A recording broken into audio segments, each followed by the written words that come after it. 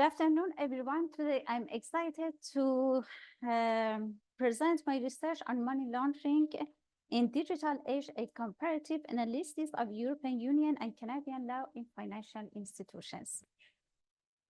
Over the next 2 minutes, I will explain what money laundering is, and I'll talk about anti-money laundering frameworks. I'll be discussing my research question. Oh, sorry.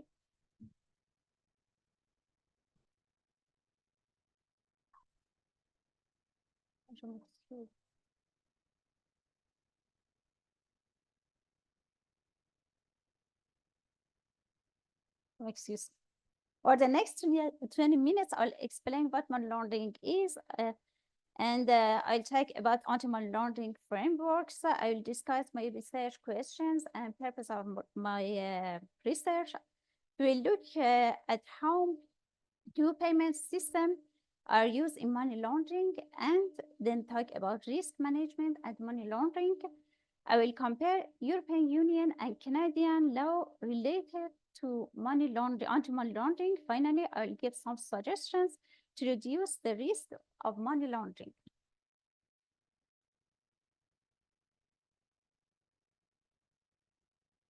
In the 21st century, technology has transferred many aspects of our lives, including how criminals launder money.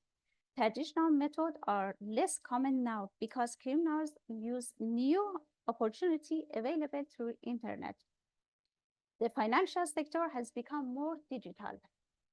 The advantages of digital technology and the internet, such as hiding identity, operating globally and quickly, and performing numerous transactions, make it easier to criminals to launder money. Money laundering has serious negative effects on economics. According to the United Nations Office of Drugs and Crime, around 2 to 5% of the global GDP, or $800 billion to $2 trillion is laundered each year. Money laundering is the process of making illegal obtained money appear legal. Criminals do this to hide the origin of money, usually from activities like drug trafficking, fraud, or corruption. According to the Financial Action Task Force, or FATF, money laundering involves the processing of criminal proceeds to disguise the illegal origin. In the European Union, money laundering defines under the 5th Anti-Money Laundering Directive, as the conversion, transfer, concealment, acquisition of property from criminal activities. In Canada, under the Proceeds of Crime, Money Laundering and Terrorist Financing Act, money laundering is defined as any act or attempt to hide the source, destination, or identity of funds derived from a criminal activity. There are 3 main stages in money laundering. We have illegal money. The first stage is placement. This is when the illegal money first enters the financial system. For example, a criminal might deposit cash into a bank account. Second stage is layering. In this stage, the money is moved around to make it harder to trace. This can involve transferring the money through multiple bank accounts. And the last stage is integration. The money is mixed with legitimate funds and used to buy assets like real estate or businesses, make it difficult to identify as illegal. Let's now look at the legislative and regulatory frameworks for combating money laundering. We'll start with international standards. There are many initiatives by international organizations, but the most relevant to payment systems are Basel Committee on Banking Supervision. It sets global standards for the regulation and supervision banks to enhance financial stability.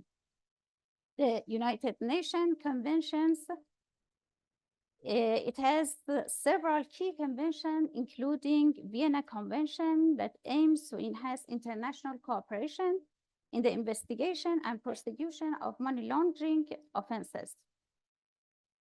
Terrorist financing. The main objective is to combat the financing of terrorists by criminalizing it. Palermo Convention primarily aims to combat transnational organized crime. And the last one is Merida Convention, is a comprehensive international treaty aimed at combating corruption in both the public and private sectors. Financial Action Task Force, or FATF, sets international standards to combat money laundering and terrorist financing. It has 49 recommendations. The recommendations are recognized as the global anti-money laundering standards and counter-terrorist financing standards. The European Union has implemented 6 anti-money laundering directives to enhance transparency and impose stricter requirements. The first one is focused on drug trafficking. Briefly, the second one introduced customer due diligence requirements, and the third one aligned European Union legislations with the FATF recommendations. And 4, focus on the risk-based approach to anti-money laundering as recommended by the Financial Action Task Force. 5, expanded scope to cover virtual currencies and prepaid cards. And the last one, until now, establish a stronger cooperation mechanisms.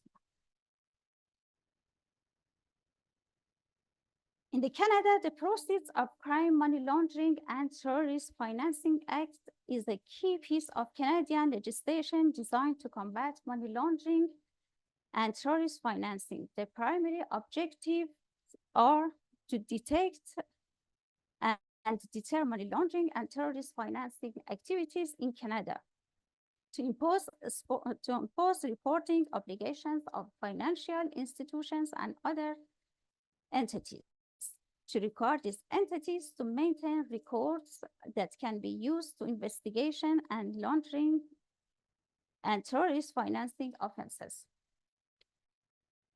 And the last one is to mandate the implementation of compliance programs to ensure the entities can meet their obligations under the Act. The Proceeds of Crime, Money Laundering and Terrorist Financing Act is administered by the Financial Transactions and Report Analysis Center of Canada, or FINTRAC, which is Canada's financial intelligence unit. FINTRAC's role includes receiving, analyzing, and disclosing financial information and intelligence to detect, prevent, and deter money laundering and terrorist financing, ensuring compliance with the Act through education and enforcement activities, collaborating with domestic and international partners to improve global effort against money laundering and terrorist financing. The main research question guiding my research is how do the legislative frameworks of European Union and Canada address the challenges of money laundering in the digital age, and what can be learned from a comparative analysis. The purposes of this research are to analyze and compare the anti-money laundering regulations in the European Union and Canada, identify strengths and weaknesses in each approach, propose recommendations for improving the effectiveness of these regulations considering technological advancement. By examining These aspects, my research aims to contribute to the development of more effective anti-money laundering strategies that can adapt to the evolving digital landscape. And what are vulnerabilities of new payment system exploited in money laundering? Digital payment systems and e-cash allow criminals to make transactions without going to bank, reducing the chance of being watched or having their identity verified. The anonymity of some virtual currencies and prepaid cards is attractive for money launderers. The high rapidly financial transaction make it challenges for anti-money laundering systems to effectively monitor and analyze vast amounts of data for suspicious patterns in real time. Fast payment allows criminals to rapidly move illicit funds through multiple accounts and jurisdictions. Digital payment systems facilitate international transfers, allowing criminals to rapidly move money across borders and exploit different national anti-money laundering regulations. Determining the source of funds is difficult. The digital nature of new payment systems exposes them to cyber threats like hacking of accounts and theft of sensitive information that can be used for fraudulent transactions.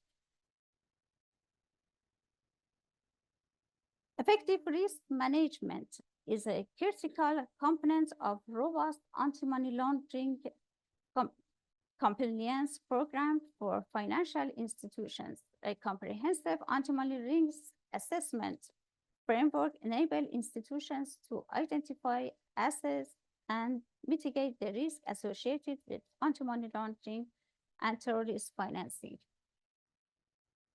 Institutions should systematically evaluate their exposure to money laundering risk, considering factors such as customers, products, services, transactions, delivery channels, and geographic locations.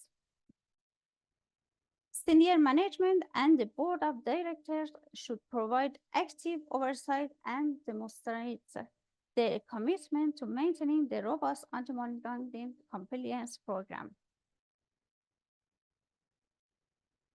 Institutions should actively engage with regulators, law enforcement, and industry peers to stay informed about emerging money laundering risks and typologies.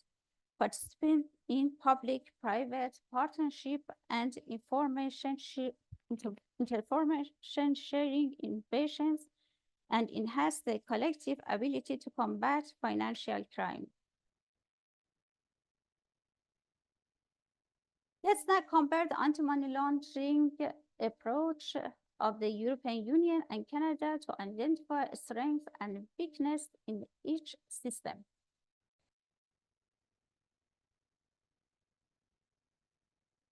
The strength point of European Union regulations or legislative, the European Union's 6 anti-money laundering directives provide a complete framework addressing various aspects of money laundering, from customer due diligence to virtual currencies.